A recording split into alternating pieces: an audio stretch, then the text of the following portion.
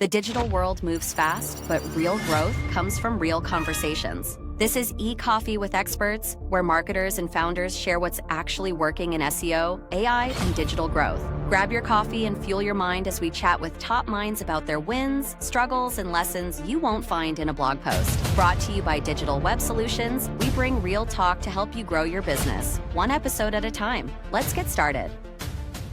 Hey everyone, Victor here, back with the Coffee with Experts, and today I brought you the expert. He's so much of an expert that I will even need to read my screen in order to present himself to you, because it's not only one role or two roles. No, you're going to start noticing it. At first, of course, here is Alan Masarek. He's the chairman of the board at Sales Intel, an AI platform that helps us generate pipeline. I have been using Sales Intel. It's a great platform, and we are going to be touching more about it.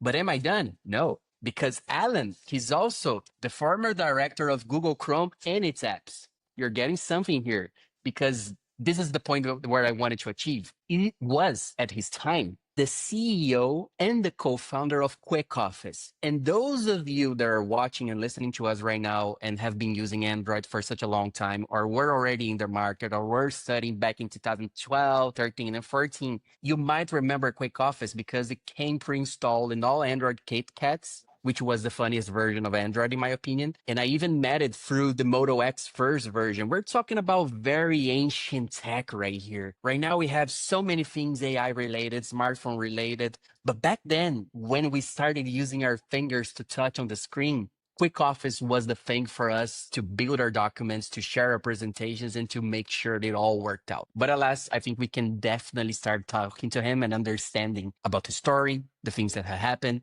Why is he here today? And of course, how was it at QuickOffice? Alan, thank you so much for joining the show. How are you doing today? I'm doing great, Victor. Thanks so much. And I'm excited to be here. So thank you. Awesome. Look, as I said several times already, I am the one mostly excited about, because I'm a huge tech nerd, a huge smartphone nerd, been following several YouTubers since Android. Before KitKat, it was Oreo, was it? I don't remember exactly the version of KitKat, but I remember Google was pushing food brands at the time to name their...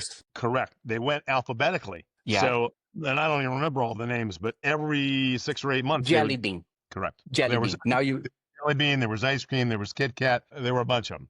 Yeah, well, it changed so much. Right now, we're only... You see, whenever, even talking about Apple and Microsoft, it looks like software were a little bit more fun back then, because I don't know, maybe there wasn't too much money involved, maybe there wasn't too many professionals involved, but it looks to be a simpler time. Just looks. I don't know. And this is actually my first question to you. Was it a simpler time? How was it back in 2013, 2010, before the acquisition of Google at QuickOffice? How was your life back then? Well, I mean, I've been blessed. My life's been great. I think it is. You said at the beginning that we're thinking back to like ancient times in tech.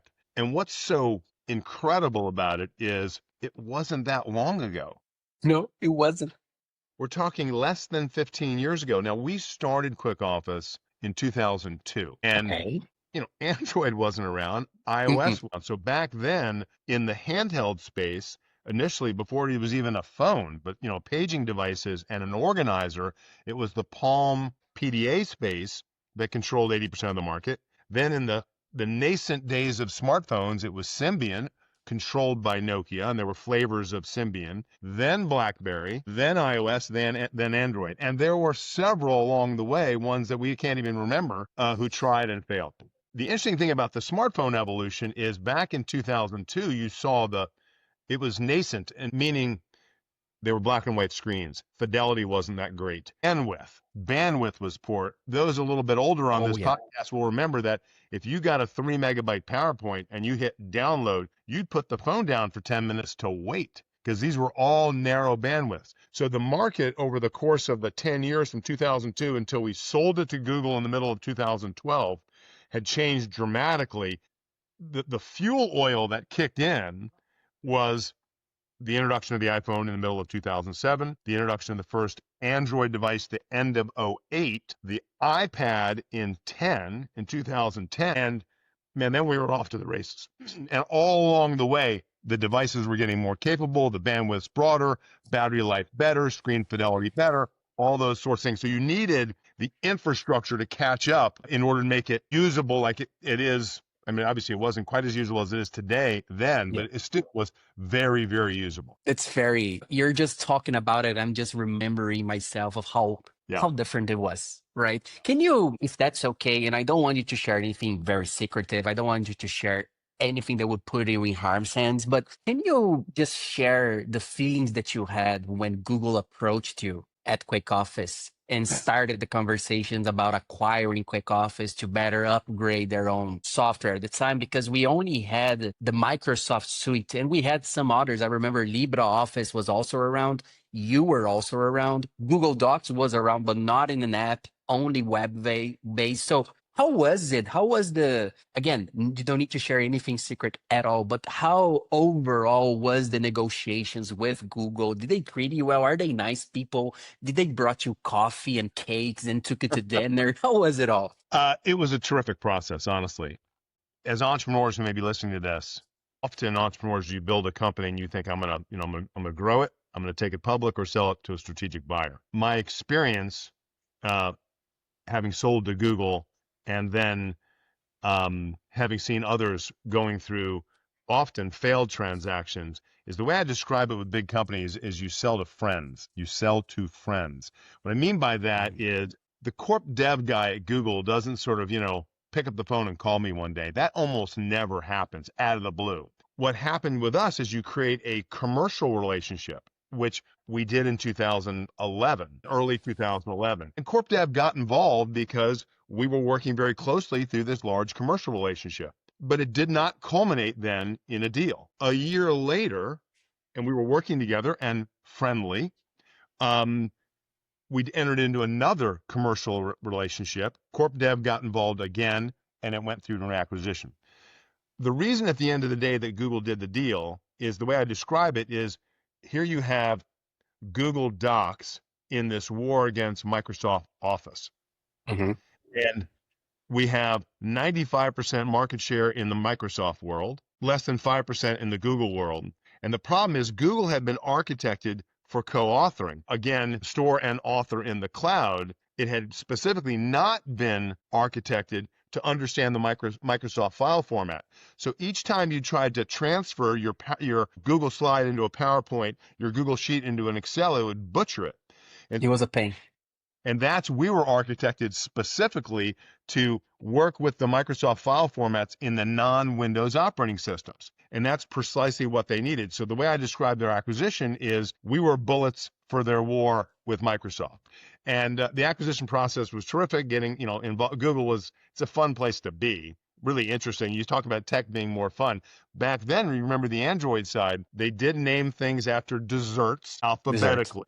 Desserts and candies. And if you went to the Android building, there were statues of the desserts. Now, there was a big... With the Android bot. Correct. There was a big Android bot in the front. But then you had Eskimo Pie was one. You had KitKat. You had ice cream. All the different names, and they started alphabetically. And that's the way they went. And I've kind of lost track, but that's exactly what they had. And they're all in statues outside the building. At least they were. No, I don't know if they are anymore. You're right. Because again, it's not their naming schedule anymore. They don't name their Android versions with food. It's numbers. Android 16 is the latest one of them, I believe, 15, 16. And then we have iOS jumping to 26. Talking about it even, what do you think of this move from Apple of naming the schedule of all OSs to fit with the year that the OS will mostly be running on? So we went from iOS 17 to iOS 26. I wouldn't be surprised if Google were to do something similar in order to better standardize all the OSs. With your mindset, with the knowledge that you have, do you feel this was a correct move? I don't know. I don't know. I think these at their core, these are simply financial decisions, honestly. That is true. Naming is a marketing decision. And having a iPhone Model 13 to the user may not mean anything, but having one that is because I upgraded to the iPhone 16. But if you go back to naming it by the calendar year, perhaps in the user's mind, they'll say, well, crap, I'm kind of out of date. So maybe it just triggers more of an urge to buy. I don't know. I can assure you that that decision has a financial underpinning to it. Oh, yeah. Yeah, no, always does. We're gonna be able to give a better answer to this question a year from now. If Apple sticks with the 27, if Microsoft changes Windows 12 to Windows 27, we're gonna have to wait and see for a while Yeah. because so much can change. But instead of actually waiting and see, we have more to talk about. This is the beauty of the podcast and the beauty of your career. I can ask a lot of things. We went from QuickOffice, now the acquisition of Google. Then you became, as I have it right here, the director of Google Chrome and the apps themselves. I remember fondly at the time, Google didn't know exactly what they wanted to do with Chrome. Chrome then became Chrome OS. Chrome OS then tried to be something different than Android, and right now it's kind of the same. And then we have this whole discussion about shouldn't Chrome OS literally become Android? So a lot of things also have evolved. When you joined Google, the things that we have been talking about right now, they were very hot, and the decisions made back then were still very fresh, with not a lot of data to back it up because nobody knew exactly what was happening at the time and what should happen at the time. Can you also run us through maybe a day in the office at Google that you fondly remember of that we could also be very much interested in hearing from your mouth? Well, I think the key thing is, in hindsight, the expression hindsight's 2020. It was becoming increasingly clear that Chrome was going to become an OS and Android was an OS. And at some point that was going to come together. But when I was there between 2012 and 2014, that was early days for that. We had not figured everything out. And you had so much that was sitting web-based or not even app-based yet. So very early days, but strategically you could look out and say, these have to come together. And it's interesting, technology often follows organization structure.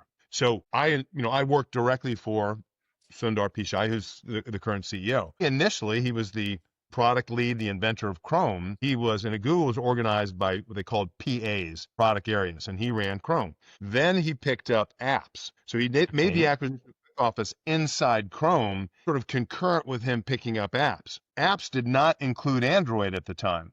Subsequently, when Andy Rubin left, who was sort of the founder of Android, Sundar picked up that. At that point, I think he picked it up right about the time I left, end of 14, thereabouts, maybe early 15. And then a few years later, became CEO of the whole thing. But there was lots and lots of changes happening. And remember, even their own device strategy on the Android was changing. The acquisition of Motorola, which predated QuickOffice just by a year, what they did with that ultimately, and ultimately that really became mostly around an IP play, a patent portfolio play. And they sold off most of it, obviously, to Lenovo. So it looks clear in hindsight. It wasn't. Yeah, I imagine so. From my perspective. And that's 12 to 2014, I'm telling you, that's still early days. The smartphones obviously were very advanced at the time. Not as advanced as they are today, but relative to how everything was coming together, very early days. A lot of people were getting their first smartphones during that time, no matter their age, no matter if it was like an old person, a grandfather, a father, or a firstborn, no matter who they were usually getting, depending on where they were, the market itself. I think the USA was a little bit more already updated with the whole smartphone scenario. But when I think back in Brazil, 2012, I still had friends with no smartphones whatsoever. The Moto X was my second smartphone ever, which before it was the iPhone 5. So we are indeed talking about very early days of apps. You were saying right now that they still didn't have an idea of how things were going to be. I believe that the term app-based, web-based wasn't even used at the time. It's something that we try and mainstream it more right now. But was it really a discussion about prioritizing app-based over web-based? I don't think it was. I think web-based was still the king at the time. Well, unequivocally, it was the king, but there was an argument inside Google, almost sort of a church and state argument of web-based solutions and client-based solutions.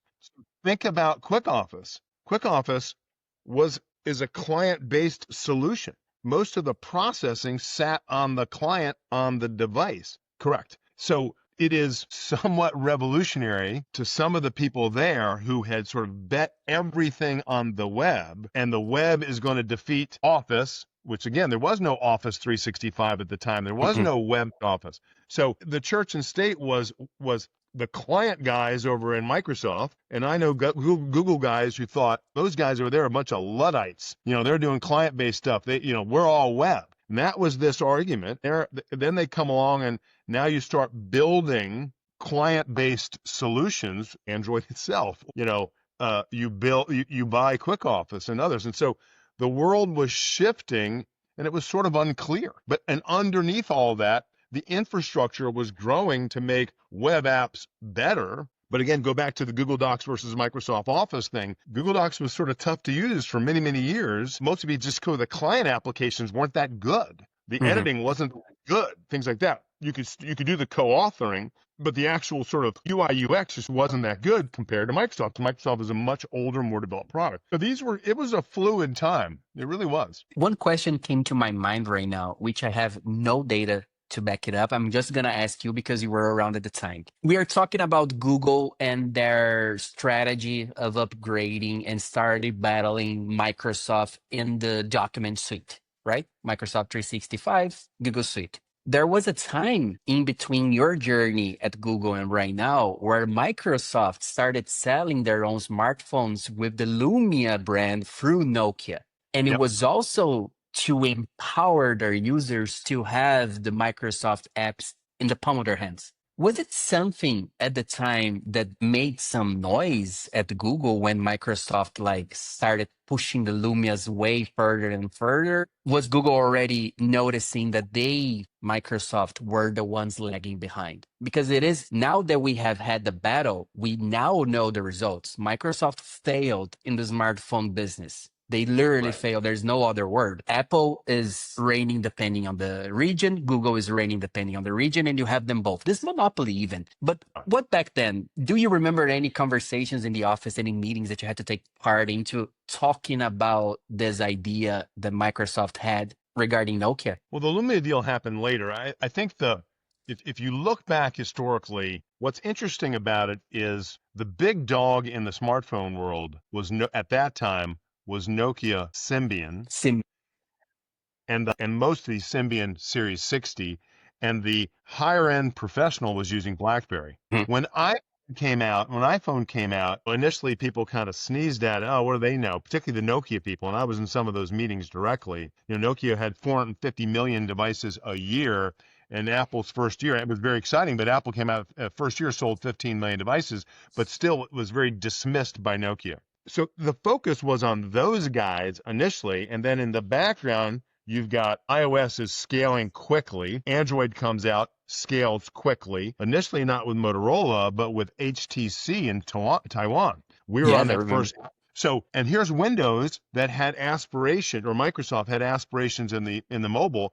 You go back to Pocket PC and CE and then Windows Mobile, and they just never could get it right. Meanwhile, everybody else was exploding around iOS and Android. Blackberry faded, Nokia faded, Palm had long since faded. So Windows just never could get its footing there. What Ballmer, CEO of Microsoft at the time, was trying to do is he was sort of, in my opinion, struggling to be, is he an operating system company, Windows, in different flavors, desktop, Windows Server, mobile, or is he an app company, Microsoft Office, Outlook, Exchange, SharePoint, et cetera, et cetera. And so what they tried to do is they tried to protect Windows by giving the crown jewel apps, making them only accessible on Windows. That ultimately failed. The only exclusion of that is going back all the way to Bill Gates and Steve Jobs. They cut a deal because you had a Office version for the Mac, but it wasn't available. It wasn't available on any other mobile operating systems because they were trying to protect Windows to grow that part of the mobile side. That's what saved QuickOffice. That's what built QuickOffice, because you couldn't get Office functionality on non-Windows operating systems. That was the whole sort of gist of the business. So then when Google bought us, we were always at risk. Microsoft made that changed their mind and said, I'm going to provide my crown jewel apps on every operating system, that'd have been really tough for us. That'd have been really tough. They didn't do that, and Google needed it because what I said before, Google needed a migration path for somebody who had there were a trillion, documents or what have you in Word, PowerPoint, and Excel. They needed some way to move them into the Google format without butchering them. And that's what That's our stuff true. done. And I'm even remembering right now that when Microsoft decided, and you were already out of Google by the time, but when Microsoft decided to push Microsoft Office to mobile was for Samsung, right? Samsung had pre-installed Microsoft apps, which no other Android phones had at the time, neither Google's one, nor the Nexus, nor the Pixels. But they found the Koreans to be their partners to deploy the apps, which is still, even to this day, when we're talking about the mobile environment, Microsoft Office, it's not a big player. You have Again, Samsung. We were preloaded a countless number of Samsung devices. Samsung LG, had a Motorola. lot of preloaded things at the time. They were very much famous for the blow-to-wear situation. That's exactly right. It's exactly right. So, I mean, I've had several trips to Suwon in Korea to get. Samsung's a tough customer. They're tough. They have very very high quality requirements. They made us better. That's nice to know. Yeah, they're tough. That's But that's very they nice to know. produce. Look, as I said, I wanted to hijack this podcast to talk up way more about your time at Google because it's not something that you can ask every day. But I was actually preparing the floor for what's to come in regards to this conversation, which was the future endeavors that you were taking, talking about Sales Intel and Avaya. Firstly, let's talk about them both. You were definitely a very different man when you started at Sales Intel than when you started at QuickOffice. What were some of the, how can I say, the experiences, the failures that you have had in the past, the successes as well, that you made sure to bring with you to Sales Intel and then later on with Avaya?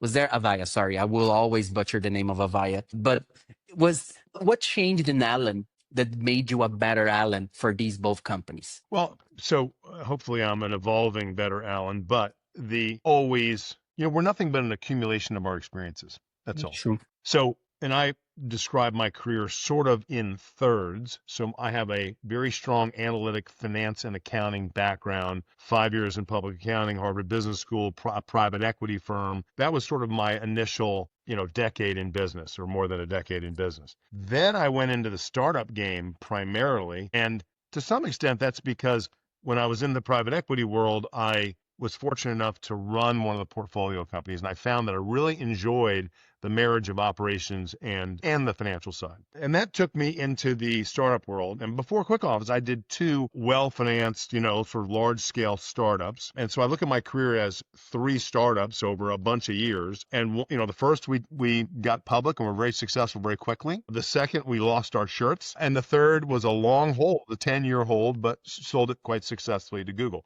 Those were huge experiences. Now, the Sales Intel really came about through a personal relationship. I was at Google. They wanted me to join the board of the predecessor company of Sales Intel. And I've been on that board now since then, call it a dozen or so years. But those experiences, that finance underpinning those startups from public to failure to strategic sale, think of the experiences along the way.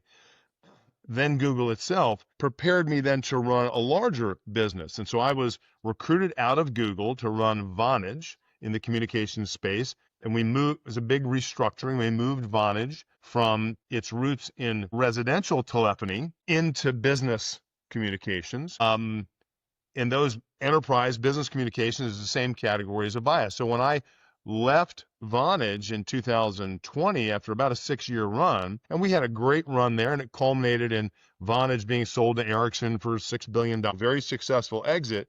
And then I was recruited into Avaya, which was a yet again bigger restructuring. I mean, Avaya is the granddaddy of brands in enterprise communications and had lots and lots of issues. We actually had to take it through a bankruptcy to delever it. So I look at people ask me all the time, well, how in the heck from your career did you get from being an accounting major at the University of Georgia to here? And my point all the time is nothing goes in a straight line. You're an accumulation of your experiences. I advise young people all the time is go make sure you get as much experience as you can early on. I use the following metaphor. I say your career is a skyscraper. A skyscraper cannot exist on a small foundation. You better build a big foundation. So how do you get yourself in positions of discomfort where you maximize the learning so that you can grow and take on more and more responsibility? That's how this happened. And you think about relatively small startups. When I sold QuickOffice, we were doing $50 million in revenue and had about 300 people.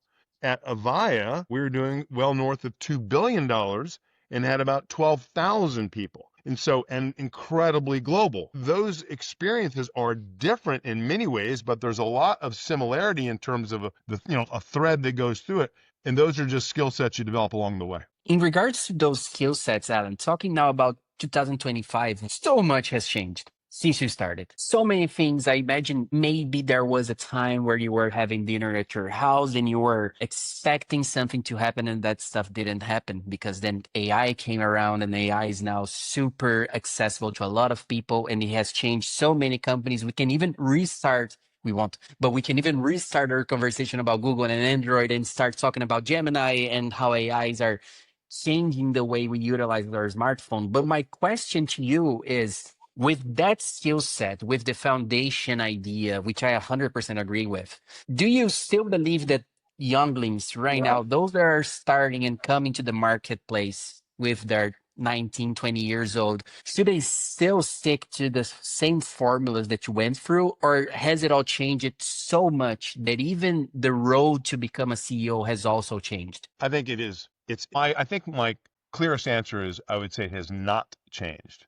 It has not changed. And I give this advice. I do a great deal of sort of, chatting with college students or early in their career folks. At the end of the day, your point, the technical requirements are certainly different today given the advent of generative AI and it's moving incredibly quickly. I give you that. But we've been through other shifts. Only history will tell us whether the AI shift was as fast and as, all-encompassing as the shift from client server to full web, to cloud, to internet, et cetera, et cetera, et cetera. And my sense is these technologies happen faster and faster, so the world is accelerating at an accelerating rate. That I give you. But at the end of the day, in order to become a CEO, it comes down to your basic human ability to deal with and lead people. And so I don't care how much AI there is in it. It is about a human ability to lead people. And that's why I think about culture and talent first. So obviously, in any business, you want to have a big market opportunity, a big TAM. You want to put together a strategy that says, I think that market opportunity is both worth winning, and my strategy says it's winnable. Heck yeah, you want that. But then you have to have the people around you who can go get that done. And to attract that talent, and I would say that talent is ever more scarce. Again, some people I think are less focused and they need to be more focused. So that's a scarce level of talent. You got to create the right culture that can bring that talent in there so people will get on that train with you. They see that market, see it's huge, there's a big opportunity, and with the strategy they can get behind because it's winnable. I believe that profoundly, and I bring that to bear all the time. A young person, you sit back and say, go to some of the classic questions. Should I go to a large company and get sort of the academy education is the way I call it, or should I do a startup? What's changed dramatically in the startup world today versus 25 years ago is the ability to fail so quickly and to do it with little capital. So I fire up an e-commerce site. I go, pull down Shopify. I use a contract manufacturer. I use some sort of 3PL for logistics. I design through a third party my packaging, and I've got a cool SKU that I think is going to work, and I try it and it works or it doesn't. And if it doesn't, I fail fast, I move on to the next one. So I'm not making like a career's worth of effort into it.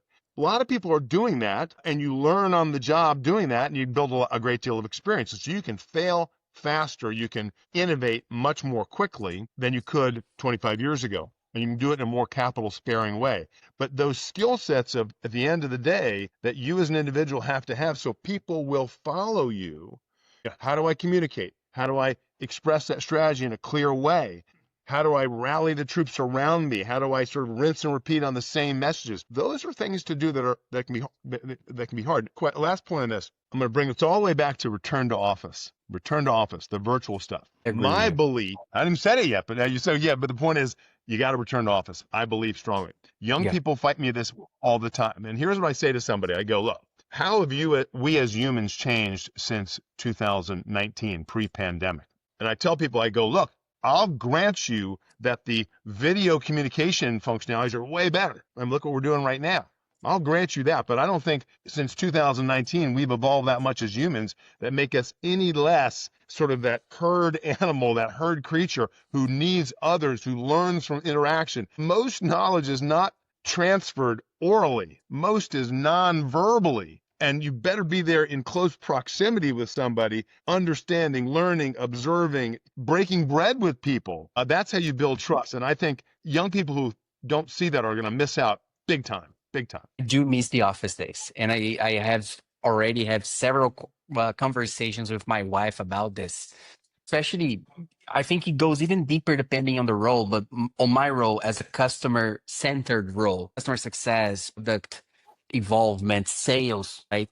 Being in the office changes for the better the conversations that we're going to be having. We learn faster. We learn from others faster. It's as you said. So you will lose so many small things by sticking to remote. And of course, there are some markets and there are some companies that they will forever be remote only. And then you can make your best internally to come up with an idea to, I don't know, make that gap between remote and office thinner. But at the end of the day, so many companies will still operate in an office, no matter if it's remotely like here or on the floor, that we need to understand the value of going back to the office. And I do go on. I was going to say, one size doesn't fit all. We've had virtual employees forever. It's just this point that we have a right to not have to commute, to sit there and just communicate this way. I think it's a mistake.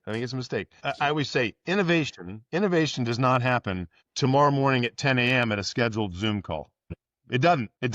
Innovation happens through serendipity, through conversations in the hallway, through, hop on the dry erase board and knock out some ideas. It's human interaction. That's how these things happen. And you will move, you said it, much more quickly if you're together. Not be together every day, but if you're sort of generally together, there's a nexus of energy together. Super important. Did you say nexus? Are we going to go back to talk about smartphones? For me, if you want, Wick, I can spend 3 more hours talking about smartphones, but I'm kidding. Alan.